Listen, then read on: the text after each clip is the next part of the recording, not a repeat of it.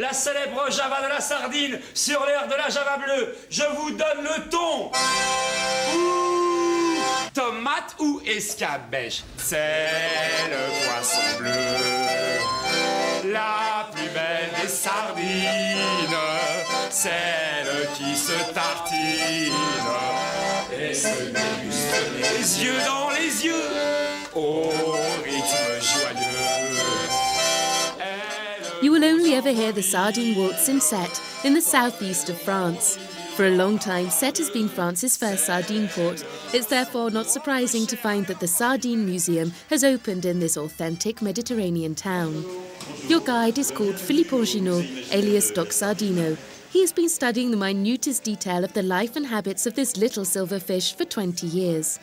The first thing you'll see in his museum's incredible bazaar are sardine tins, tens, hundreds, thousands of tins from every era and every country. You'll learn all about the history of the sardine, and you'll meet Nicolas Appert, the Frenchman who invented the famous sardine tin. You'll learn all about the economy of sardine fishing before discovering with horror that its consumption all over the world is plummeting. But if there was ever a true lover of sardines, then it's Doc Sardino. Looking at a sardine always brings a tear to the eye. You know, it's like when you pick up a small lost kitten in the street and, well, you know, when you look at a sardine, you just want to love it because, well, precisely because it's fit for the bin.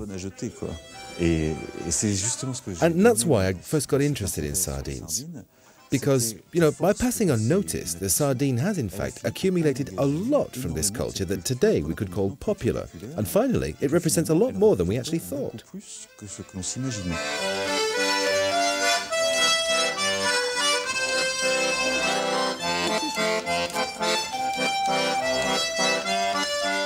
For Doc Sardino, the sardine is a real myth. Not only because it's nourished man since time began, but also of what it symbolises. It's one of the Christians' first signs of gratitude and also the first sign of the zodiac. How could anyone ever imagine that such an insignificant fish could have such importance? In many villages in Spain, the sardine is still celebrated. Once a year, a sardine is buried in a small coffin. This ceremony, full of tradition, dates back to the Middle Ages. This was a tradition of reversal. You know, in other words, this sardine that was, in fact, nothing at all, that was for the poor, well, by burying it, it was given all the honours that were normally accorded to the lord, the master, the king or a queen. So the sardine was treated as though it was really chic. And so for this upside-down ceremony, then everyone reversed roles. So the men dressed up as women, the women as men, the children dressed up as old people, and old people as kids. So everything was back to front, and everybody could do what they liked.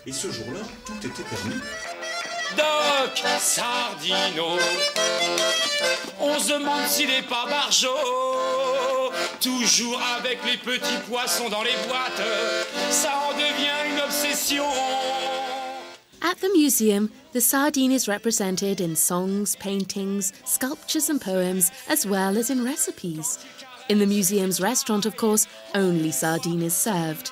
Momo, the chef, buys nearly 30 kilos a day. He's also a true professional of the sardine.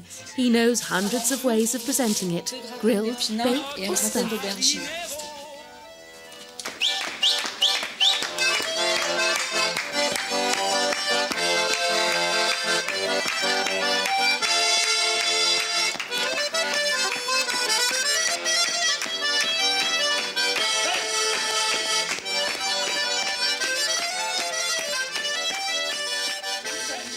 Spending your life cooking sardines can change a man. I think I've overdosed on sardines. I don't even like sardines. I like cooking them, but I don't like eating them. It's like taking your work home with you. Basically, on leaving the museum, you'll never again be able to look at this small fish in the same light. Mission accomplished for Doc Sardino.